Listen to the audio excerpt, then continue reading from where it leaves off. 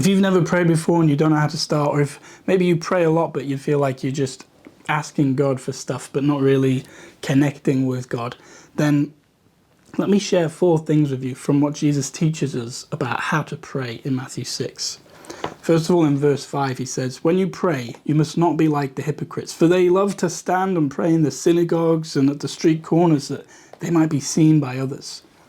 So Jesus is warning us not to be spiritual show-offs. Do not use prayer to try and demonstrate how spiritual you are. This is an abuse of prayer. But this warning Jesus gives is also, it could be an encouragement if you're someone who feels unable to pray because maybe you've seen really eloquent, beautiful, or really powerful and passionate prayers and you think, how can I do that?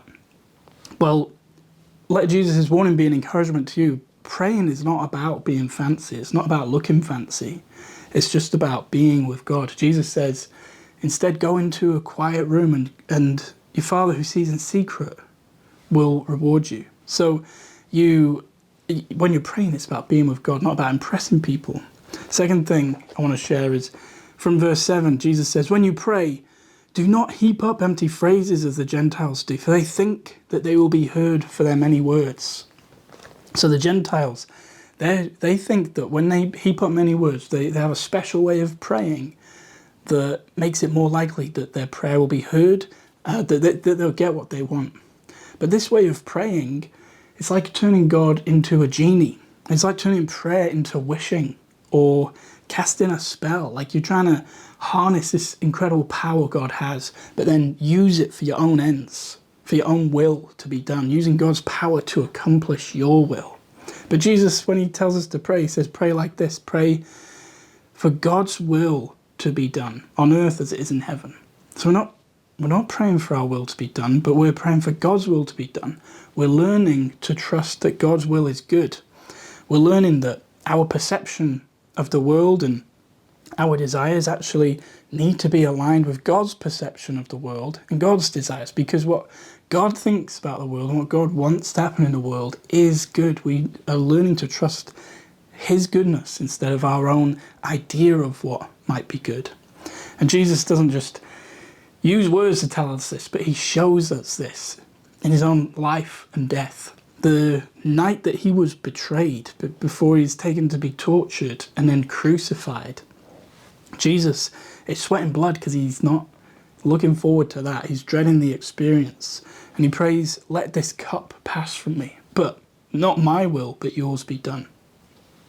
Jesus is showing us that God's will is good, that even in suffering, Jesus is showing us that that suffering can be used for something good. Jesus is suffering one salvation for whoever will believe in him. So God can do something incredible with suffering, which is why we can pray for God's will to be done, even in the face of suffering. Prayer is not about compelling God to do what we want. It's about us being aligned with God's own heart and sharing in his will, learning to will what he wills and want what he wants and love what he loves. But we can bring our requests to God. This is the third thing I want to talk about. In verses 11 to 13, Jesus teaches us to pray, "Give us this day our daily bread, and forgive us our debts as we also have forgiven our debtors. And lead us not into temptation, but deliver us from evil." So we do have needs, and we don't just try and accomplish them in our own strength. Prayer is an opportunity for us to recognize that and bring our needs to God. Physical needs and spiritual needs. We have all of these physical needs, not just food, but shelter as well. And God he's the creator and sustainer of the world. Without him creating and sustaining the world, not only will we have nothing, but we would be nothing.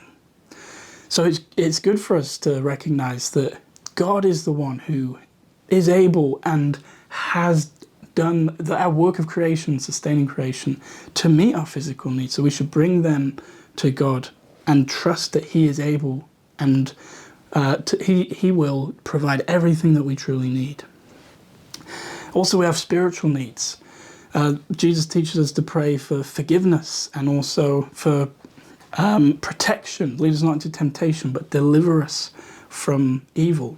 But there's sins that we've committed. We have done things that require forgiveness, and we should not just presume upon God to just turn a blind eye to the things that we've done, but we should apologize and ask for forgiveness that Jesus has provided through shedding his blood on the cross.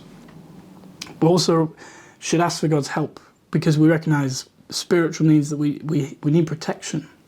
There are forces of evil that Satan wants to kill and destroy us, and we can't defeat him, but God is able to defeat him, and also able to defeat him through us. He can empower us and give us victory and make us conquerors.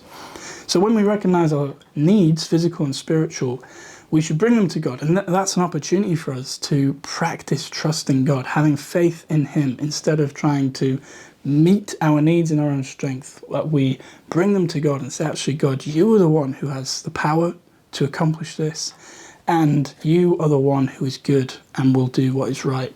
You can fulfill all of my needs. Fourth thing I want to talk about, and this is probably the most important thing, Jesus tells us, pray then like this: Our Father in heaven, hallowed be your name. A prayer, ultimately, it's about drawing close to a God who loves us, in relationship with him, to share our love for him, to give him praise because he is perfect and incredible, and we should be approaching him with awe and love. Now, this is actually a gift that is given to whoever believes in Jesus, to be able to call God Father and be able to approach his throne in heaven through prayer and boldly bring our requests to him. This is a special gift for Christians, for those who believe in Jesus. Now, God, of course, is able to hear every prayer. He knows what we need before we even ask or imagine it. So it's not like I'm saying God only hears Christian prayers. Everybody who cries out to God, he can hear them. He hears every prayer. And God is generous. He's created a world not just for whoever will believe in Jesus to live in, but for everyone to live in. He sends rain on the farms of those who are righteous, but also those who are wicked. God shows generosity to everybody, so he hears prayers and he is able to answer them, and he does answer them when people cry out to him. But if you're not a Christian, you're crying out to a God you don't know, an unknown God who is generous.